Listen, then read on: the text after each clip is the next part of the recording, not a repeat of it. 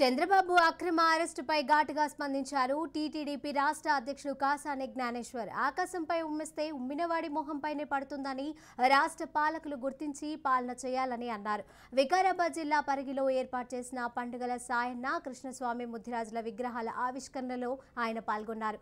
నిరంతరం ప్రజలకు సేవలందించే మహానేత చంద్రబాబును అక్రమంగా అరెస్టు చేశారని, మరికొన్ని రోజులలో అవినీతి మచ్చ లేకుండా బయటకు వస్తారని జ్ఞానేశ్వర్ ఆశాభావం వ్యక్తం చేశారు.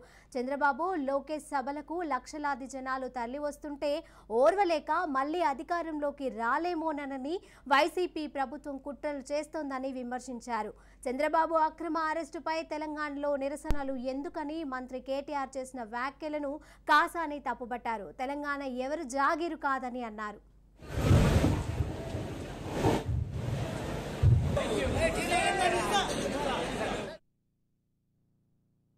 ఏ ఇష్యూ కానీ మంచి కానీ చెడు కానీ మంచి వ్యక్తులను అక్రమంగా అన్యాయంగా అరెస్ట్ చేస్తే ఇట్లా జాతీయ అధ్యక్షుడు చంద్రబాబు నాయుడు ఆయన జీవితం అంతా నిరంతరము జనానికి ఏం చేయాలి, పబ్లిక్ ఎట్లా చేస్తే బాగుంటుంది, ఏం చేస్తే బాగుంటుందని విజన్ 2020 పెట్టి మన కళ్ళం కూడా ఏం జరిగిందో తెలుసు. ఆయన మళ్ళీ విజన్ 2047 ప్రతి ఇంట్లో కరెంటు లేకుండా జీరో కరెంటుతో ఇల్లు నడవాలన్న ఉద్దేశం. ఇప్పుడు ఎట్లుందంటే ఆ పూటకి ఇచ్చుడు కథ అలాగా నిరంతరం మన ఇల్లు నడిచేది అలాగా. అదే కాకుండా కట్టికి బీదవాడిని కోటీశ్వరుని చేసే ప్లానింగ్, ఇవన్నీ వాళ్ళ గురించి కాదమ్మా, సమాజం గురించి చేయాలన్న తపన.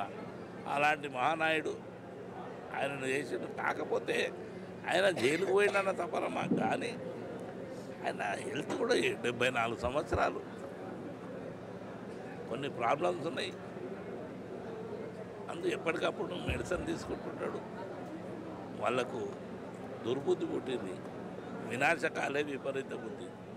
ఎప్పటికైనా చంద్రబాబు నాయుడు స్వచ్ఛందంగా వచ్చుతాడు, వాళ్ళకి ఎలాంటి సందేహం లేదు.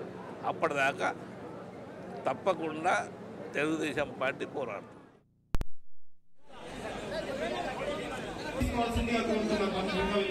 జనార్దన్ గారు వారు